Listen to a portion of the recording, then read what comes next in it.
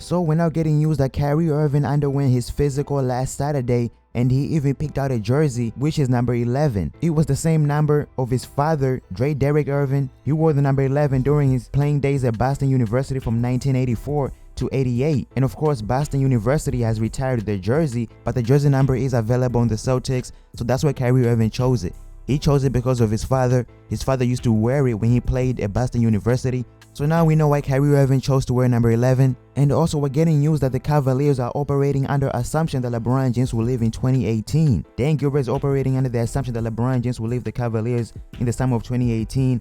According to multiple sources, the Cavaliers sought out a future asset in the trade of Kyrie Irving, along with two win-now players in Isaiah Thomas and Joe Crowder. And of course, the Cavs lost this trade. They got the bad end of it because they got Isaiah Thomas, Joe Crowder. And I mean, getting Isaiah Thomas is good, but it's a downgrade from Kyrie Irving. And of course, the Cavs got a 2020 second-round pick from the Celtics. And we all know why they got that, because reportedly Dan Gilbert was in charge of the Cavs negotiations on the Kyrie Irving trade. According to multiple sources that spoke with the Ringer, Dan Gilbert was in charge of the decision-making on the Cleveland Cavaliers trade of Kyrie Irving to the Boston Celtics for Isaiah Thomas, Joe Crowder, and Tig Zazik, and Brooklyn's 2018 first-round pick and Miami's 2020 second-round pick. But so now we know why Kyrie Irving chose number 11 is because of his dad. But you guys too much think in the comment section, and I'm out.